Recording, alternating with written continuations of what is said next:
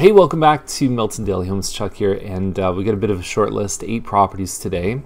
And the thing about Daily Homes is we do it 5 days a week, and we only do Milton, right? So we do all the listings that have come out in the last 24 hours. And if you want 7 days a week, if you want specific to your criteria, so if you just want condos or rural properties or a specific school zone or even a street, we can set that up. We can do it for Toronto, Mississauga, Oakville, excuse me, not just Milton.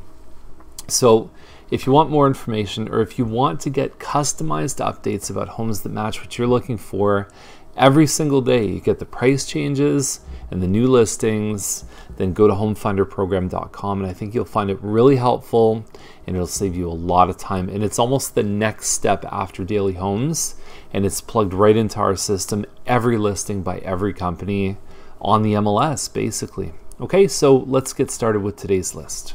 223 Woodley Crescent, 372.5. It's a cherry wood, so it's a Mattamy. It's a smaller village town. They mention in the description it's freehold. There are no condo fees associated with it. 2-car parking in the driveway, and it's got the dark hardwood, the dark cabinets, the stainless steel. Someone's gonna buy this one, and I've seen worse looking homes sell for more. And it's just a question of demand. And what I've found right now, 2 bedrooms upstairs, 1 bathroom, by the way. Right now, the market seems to just be a little less intense. It's gone from like red or like white hot to red hot. It's still busy and the good properties are selling, but it's just a little less intense. The properties that we've seen that we expected to go for a huge amount more don't always do that. If we saw 3 offers a month ago, we might only have 1 or 2 right now. So it can be good news for buyers that have really had a tough time over the last few months, and just seems to be the way this time of year goes right now. Still a good time to sell. You can still do well, but it's just not as intense as before. 414 Hobbs is 489. It's got a lovely backyard. Lots of nice work put in there. 3 bedrooms, and if I'm reading the listing correctly, it says that there's 2 washrooms. There's a 4-piece on the second level and a 2-piece on the main level. Number of pieces in a bathroom refers to the fixtures. So 2 pieces sink and toilet, and a 4-piece is usually bathtub and shower. It's the number of fixtures that come out of the wall, which is a common misconception. So the tub and shower enclosure where you've got it all together, that's still 4 pieces. It's the fixtures that come out. It's not the actual enclosure, because some people think a 4-piece has to be a separate shower and tub. They can be together, so it's the plumbing that matters. A 5-piece might be a double sink. 6-piece you could add the bidet, possibly. So anyway, you can see the tub on the other side here with the shower. That looks more like an ensuite, so there is a chance on this one that there is a second bathroom upstairs. If there's not, it would have been a good idea to do a second full bathroom down in the basement. I'm a big fan of big fluffy carpet in the basement instead of laminate. So I do like what I'm seeing here. The only other thing I'll mention about this one is that your main floor, sometimes when you have a rug this big, it looks like you have carpet, but I can tell that there's hardwood here. It's sometimes not a bad idea when you sell to get rid of your area rug if it's too big and show off your nice wood floors. But this is it for living space. You have 1 room on the main floor right here, and then you have a kitchen with an eat-in. And so depending on how you like to live your life, are you going to be able to have a formal dining room with big dinner parties? I don't know. It looks a little small to be doing that to me. And you've got a nice big corner lot here. 803 Cabot Trail, 525. And the pictures are a little rough. I don't see a lot of buyers that are going to look at this and just be absolutely blown away by the impression that's left. For me, I mean, there's definitely been an uptick in Dorset Park, as the rest of the market has. But I don't know. When I've seen properties listed at 525 in this area, my experience has been that I've seen a little more value, at least in the pictures, than what I'm seeing here. And the backyard looks like it's got the start of a patio, but the grass is kind of missing here. It's going to be a bit of a tricky sell.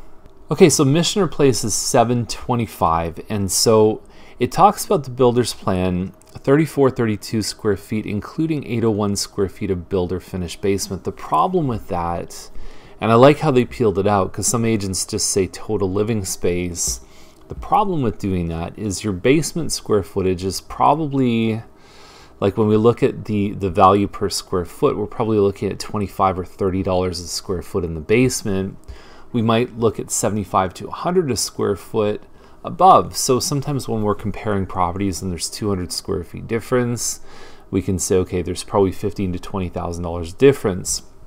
It's not a perfect formula, but it does, that's roughly where things sit when you're talking about big picture. So it's a good open concept layout here.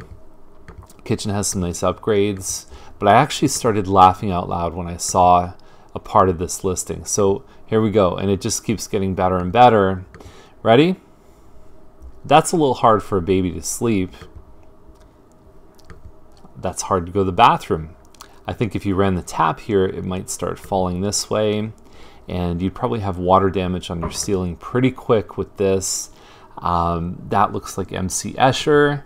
And in celebration of this listing, you know what we got to do. It's time to dance on the ceiling.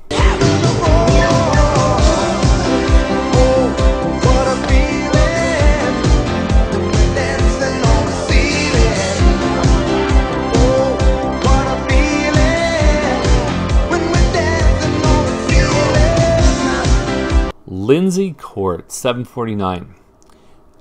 Older Milton listings, Timberley, Bronte Meadows, with double garages and 4 bedrooms, always seem to be very well received in the marketplace. And so driveway looks good. The outside has a nice appearance. You've got crown moldings here. You've got a renovated kitchen, which looks like it's a little more open concept too. So this originally would have been a wall, and they blew that out. So now there's a lot more interaction between the kitchen and the family room. And if there's any holes I can punch in this one is that it's not very deep. It's got the retaining wall, so it's almost like 2 versions of the backyard. And sometimes when the house is perched up higher than this fence, what you find is you lose a little bit of that privacy here because you have a different angle on your neighbor and you can see in their yard. And you can already see some of those right here, but it looks like the trees are pretty mature. So you got a lot of space in the corner here, but if someone was planning on doing a pool that grade, you might have to extend this retaining wall out and do some pretty heavy-duty landscaping. Either way, it's a lovely home. It's a quiet court too. So if you look at where Lyndsay Court is, it's right here. So there's not many homes on this street, and this area is a great spot for kids to do anything because nobody goes on Lyndsay Court unless they're visiting friends or unless they live there. So for street hockey, and someone turning the corner is going to notice that. So it's extremely safe to have kids play. So that can be priceless for some people. Also in the link that we didn't talk about was the one on Random Acres. Here's the thing about country listings is that when you get up in that range, 1.5, 1.6 million, anything over $1 million, really, you got to go see it. There's nothing that somebody could say in 400 characters and 20 photos that really gives you a proper depiction of what that home's like. Now, we talked about Ennisclare yesterday, and I've seen a couple on Ennisclare for a little less money, and Ennisclare is closer to town. Random Acres is way up there. You're almost at kind of Acton, and each concentric 5-minute distance from Milton, we tend to see that the prices really start adjusting, because if it's between 5 and 10 minutes more to go from Ennisclare to Random Acres, that's 5 or 10 minutes every day back and forth that people are going to spend. Add that up over a week or a month or a year, and it makes a big difference. So we do see that effect happening, and it's not even linear. It can sometimes be exponential down the further out you go. So anyway, that's the list. If you have any questions, give us a call, and we would be glad to help you. If you see anything in this list you want to check out or anything on the website, we have access to them. We'd be glad to show them to you. Have a great day.